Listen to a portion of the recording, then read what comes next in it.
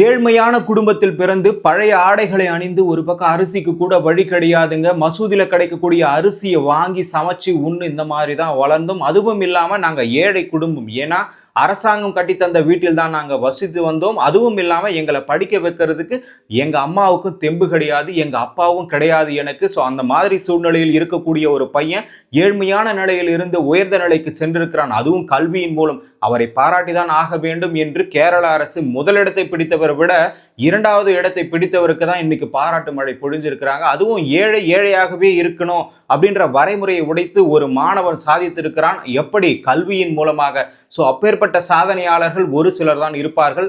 அந்த சாதனையாளர்களை ஒரு பக்கம் பாராட்டியே ஆக வேண்டும். ஏன்னா வாழ்க்கையில நீதிபதி தான் ஆக வேண்டும் என்றவர்களுக்கு மட்டும் இந்த பதிவு கிடையாது. ஒரு பக்கம் வாழ்க்கையில உயரணும், அதுவும் அடிமட்டத்திலிருந்து ஏழ்மை நிலையிலிருந்து ஒருத்தன் உச்சத்தை தொடணும், அதுவும் கல்வியின் மூலமாக தொட வேண்டும் என்றால் இந்த வரலாறு நீங்க பார்த்தே ஆகணும். அப்பேற்பட்ட நபரினுடைய வரலாறு தான் இந்த பதிவுல நாம பார்க்க போறோம். கேரள அரசு 2024 நீதித்துறை சேவைகள் தேர்வுல ஒரு பக்கம் இவர் இரண்டாவது இடம், மாநிலத்திலேயே இரண்டாவது இடம். அதாவது நீதிபதியாக, அதுவும் சிவில் நீதிபதியாக ஒரு பக்கம் 29 வயதுல தேர்ச்சி பெற்றிருக்கிறார் முகமது யாசின் என்பவர். இவரை பற்றிய வரலாறு தான் நாம தொடர்ந்து பார்க்க போகிறோம். இந்த முகமது யாசின் ஒரு பக்கம் கேரளாவினுடைய பாலக்காடு வெளியூர்ல பிறக்கிறார். அப்படி பிறக்கிற பட்சத்துல அவங்க அம்மாவுடைய ஹிஸ்டரி கொஞ்சம் தெரியணும்ல. அப்பதான் இவர் எந்த அளவுக்கு ஏழ்மையில் இருந்தார் என்றதை புரிஞ்சு கொள்ள முடியும். அவங்க அம்மா 6ஆம் வகுப்பு வரை தான் படிச்சிருக்கிறாங்க. 14 வயசு, சின்ன வயசுலேயே திருமணம் செஞ்சுட்டாங்க. அப்படி செய்கிற பட்சத்தில் 15வது வயதுல முகமது யாசின் பிறக்கிறார். கூடவே இன்னொரு சின்ன தம்பியும் பிறக்கிறாரு. 19 வயதுல கணவனோடு ஒரு முரண்பாடு ஏற்பட்டு விவாகரத்து வாங்கியிருக்கிறாங்க. அப்படி வாங்குகிற பட்சத்தில் 2 குழந்தைகளையும் தினக்கூலி வேலைகளை செய்து ஒரு பக்கம் வளர்த்திருக்கிறாங்க.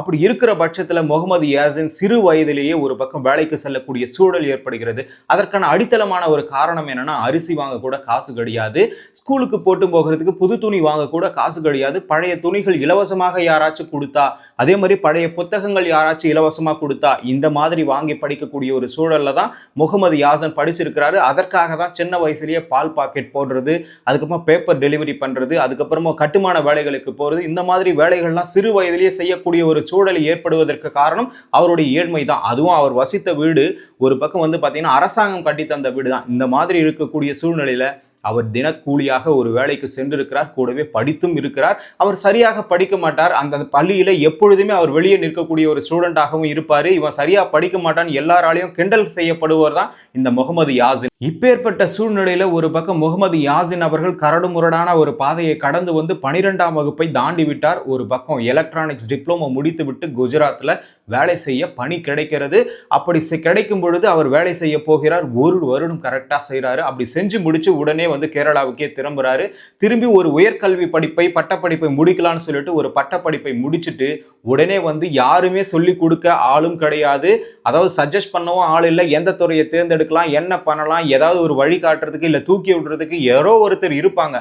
அப்படி யாருமே இல்லாத பட்சத்துல என்னதான் பண்ணணும்னு தெரியாம ஒரு பக்கம் சட்டம் படிக்கலான்ற ஒரு எண்ணம் வருகிறது. அப்படி வருகின்ற பட்சத்துல அதற்கு பணம் தேவை. அப்ப பணம் இருந்தால்தான் நம்மளால சட்டம் படிக்க முடியும் என்ற எண்ணத்தையும் ஒரு பக்கம் உடைச்சிருக்கிறாரு. என்னன்னா, நம்ம அரசு பொது தேர்வை எதனா எழுதி அதுக்கான என்ட்ரன்ஸ் எக்ஸாம் எழுதி ஒரு பக்கம் உள்ள போயிடுவோம் அப்படின்னு சொல்லிட்டு எர்ணாகுளம் அரசு சட்டக்கல்லூரியில ஒரு சீட்டை வாங்கி படிச்சிருக்கிறாரு.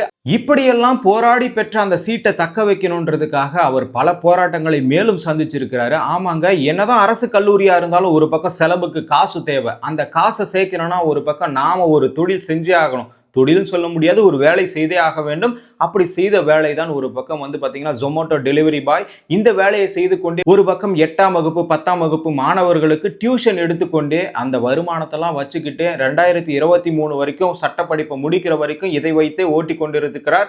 ஆனா இடையில இவருக்கு ஒரு இடையூறு ஏற்பட்டிருக்கிறது. அது என்ன இடையூறுனா, கொரோனா காலம். அந்த காலத்துல இவருடைய வருமானத்திற்கு மிகப்பெரிய ஒரு பேரிடியாக இருந்திருக்கிறது. ஆனாலும் அதையும் மீறி அந்த சட்டப்படிப்பை முடித்தே தீர வேண்டும் என்ற ஒரு நெஞ்செழுத்தம் இருந்ததுனாலதான் அவர் அதை முடிச்சு ஒரு பக்கம் வழக்கறிஞர்கிட்ட ஜூனியரா அசிஸ்டண்டா சேர்றாரு. அப்படி சேருகிற பட்சத்துல அவருடைய வாழ்க்கையினுடைய பாதையே அங்கதான் மாறுது. அப்படி ஜூனியராக சேர்ந்த இடத்துல நமக்கு சேருகின்ற நபர்கள் ஒரு பக்கம் ஊக்கம் அளிப்பவர்களாகவும் ஒரு பக்கம் உதவி செய்பவர்களாகவும் நமக்கு வாழ்க்கையில கிடைச்சிட்டா நம்ம எங்கேயோ போய் நின்றுடலாம். அந்த மாதிரி தான் அவருக்கு ஒரு மாற்றுப்பாதை கிடைத்திருக்கிறது. அந்த வாழ்க்கையில ஜூனியராக ஒரு பக்கம் சீனியர்ஸ்லாம் இருந்திருப்பாங்கல்ல, தேர்வு அப்பவே சொல்லியிருக்கிறாங்க நீ எழுதலாம் அப்படின்னு சொல்லிட்டு ஊக்கம் அளித்து ஒரு பக்கம் உதவியை செஞ்சிருக்கிறாங்க. அந்த வகையில் அந்த தேர்வை எழுதியிருக்கிறாரு முதல் முறை.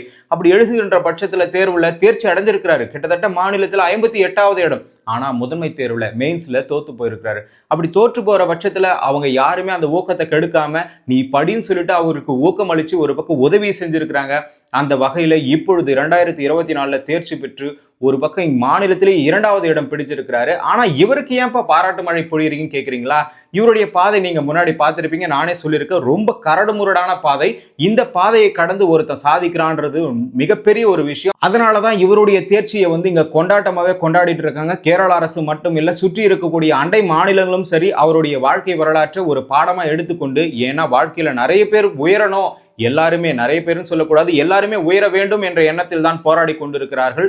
மிடில் கிளாஸா இருந்தாலும் சரி, எந்த ஒரு கிளாஸா இருந்தாலும் சரி, ஒரு பக்கம் ரீசன் சொல்லாம அவருடைய சூழல் பார்த்து ஒரு பக்கம் அவர் எந்த மாதிரி மூவ்மெண்ட்ஸ்லாம் காட்டினாரோ அதையெல்லாம் மனதில் வைத்துக்கொண்டு நாமும் அந்த வகையிலேயே முன்னேற வேண்டும் என்பதற்காக இந்த ஒரு பதிவை ஏற்றுக்கொண்டு விழிப்புணர்வாக இருந்து கொண்டு நீங்களும் சாதிக்கலாம், கல்வியின் மூலம் உச்சத்தையே தொடலாம் என்பதுதான் இந்த பதிவோட விழிப்புணர்வு.